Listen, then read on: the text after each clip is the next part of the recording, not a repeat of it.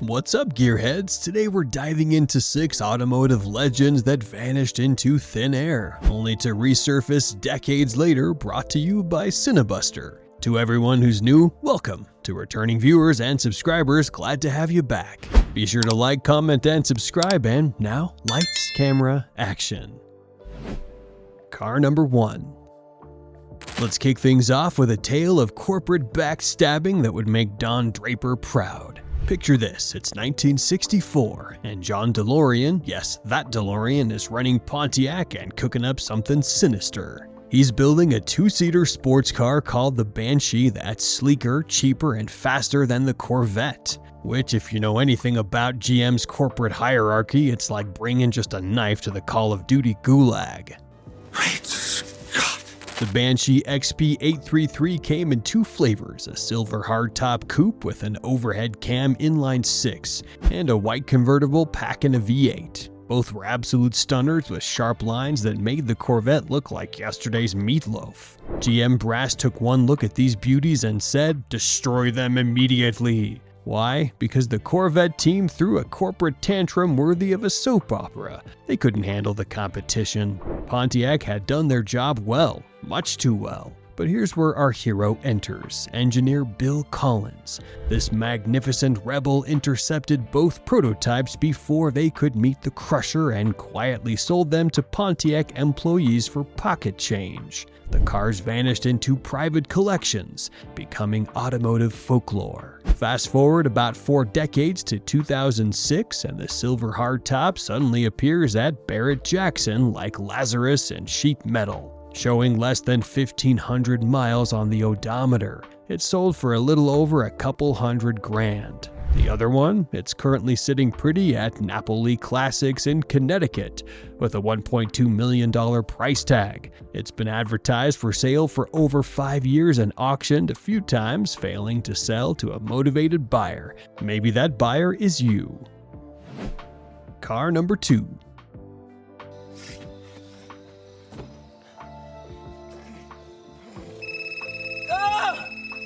Now, let's talk about the unicorn that was discovered through what I can only describe as world-class Instagram creeping.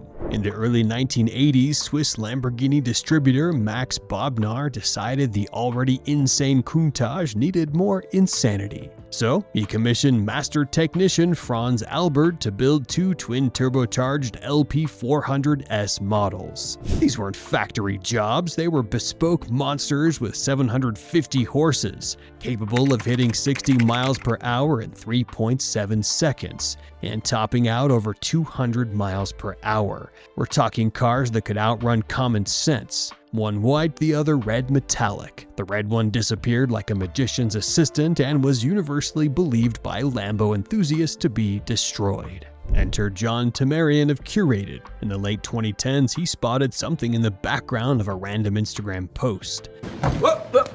Here I come. Oh, here I come. Oh. A flash of red metal that made his spider sense tingle. After some serious detective work, he reached out to the IG account from the post and tracked the car to a storage facility in Nevada, where it had been hibernating like a very expensive bear. It was the Lost Turbo Countach. After 2 years of negotiation, he acquired the car. It was so well preserved. The interior was still bright white. The dash, which was mouse hair material, was still in very nice condition. Tamarian and Curated owned the car for a few years before selling the car to the wolf himself, Jordan Belfort. Okay, just kidding, it's not true. The car was sold to an unknown buyer. Tamarian promised to drop a video on his YouTube for more of the sale in 2024. And to my knowledge, nothing ever got posted to the Curated channel. Anyone else know? If you're following, there were actually 2 cars. The second resides in Germany, owned by a private collector. Car number 3.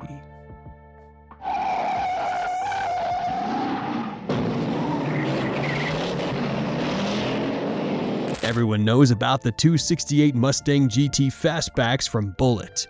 But what about the bad guys' ride? Two 1968 Dodge Charger RT 440s were used, and while one has been accounted for, the other, the camera car, pulled a disappearing act that would impress David Copperfield. This particular Charger was built in January 1968, 3 months before filming began. It was originally yellow, got painted black for the movie, then painted back to yellow after production wrapped. Valley Dodge in Van Nuys, California sold it in 1970 to some unsuspecting buyer who had no idea they were dailying a piece of cinematic history. The car vanished into the American Southwest like a tumbleweed with horsepower, until a breakthrough was made roughly 3 decades later. Okay, gonna make a little pit stop and remind you to like and subscribe if you haven't already. Less than 5% of viewers here are subscribed. Don't miss out. Now, back to the video. In 2002, Arnold Welch of Tucson, Arizona is poking around and finds a yellow Charger with strange traits. During restoration, he discovered the smoking gun, camera mount holes drilled into the dashboard, trunk, and floor. Paint analysis revealed layers of yellow, black, and more yellow. This was it, the camera car that filmed one of cinema's greatest chase scenes. The Charger was unveiled in 2011 and even recreated the Bullitt chase at the 2018 Goodwood Festival of Speed. Today it lives in Germany at the Chrome Cars dealership, where it's available for sale if you've got the cash and the yearning to own a legend and jump some San Francisco hills. Car number 4. Let's jet over to France for a barn find that makes every other barn find look like a yard sale tricycle.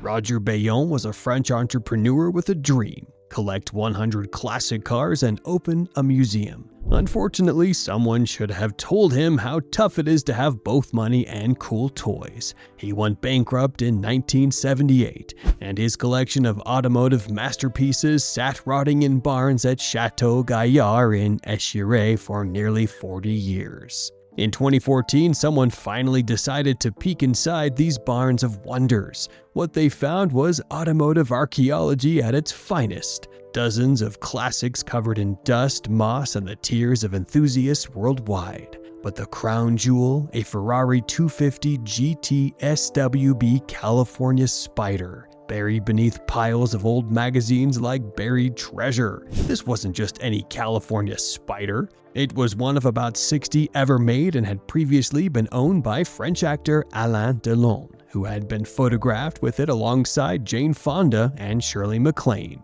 The car went to auction in 2015 and sold for a whopping 16.3 million euros. That's $18.5 million for those keeping score at home. It remains the highest price ever paid for a barn find car. Suddenly, your uncle's pace car Corvette in the garage doesn't seem so impressive, does it? This is what happens when you combine Italian engineering, French neglect, and the kind of luck that makes lottery winners jealous. Car number 5.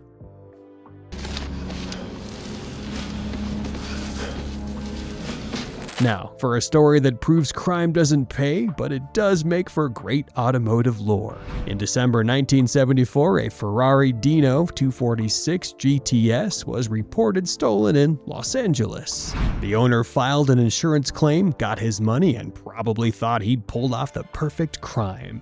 There was just one tiny problem. He buried the car in his backyard like a very expensive time capsule. 4 years later, in 1978, 2 kids playing in the dirt made a discovery that would make Indiana Jones jealous.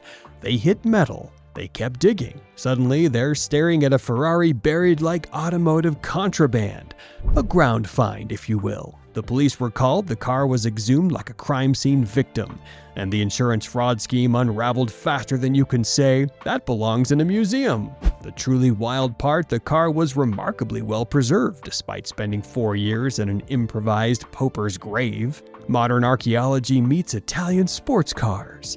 The Dino's current whereabouts after recovery remain unknown, but somewhere out there is a Ferrari that literally clawed its way back from the dead, as they might say in The Godfather. Just when I thought I was out, they pull me back in. Car number 6.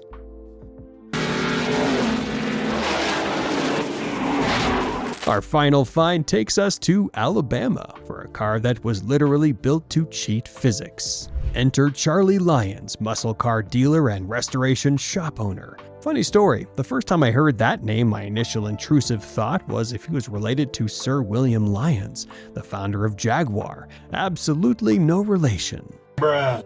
Crazy, but I digress. Anyway, he was following up on a lead for a 1970 Chevelle that was for sale. The conversation with the seller drifts to how Lyons always wanted to have a Daytona of his own someday.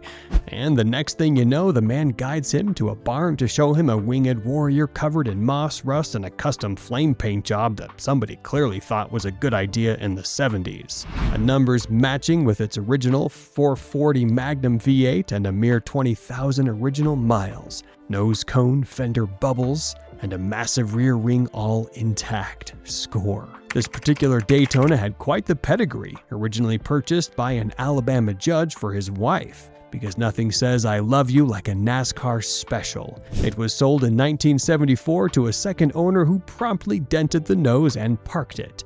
And by parked it, I mean he stuck it in a barn in Glenwood, Alabama, and forgot about it for decades. The Daytona later hit the Mecum auction block in January 2016 and sold for $90,000, $99,000 with buyer's premium as always.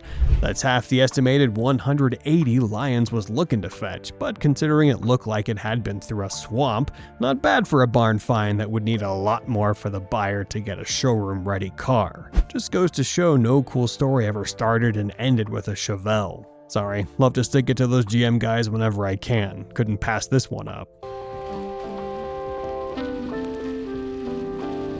And there you have it, 6 automotive legends that refuse to stay dead. If you haven't checked out our past videos, be sure to check them out and subscribe for more exciting videos we have in the pipeline. As always, thanks for watching.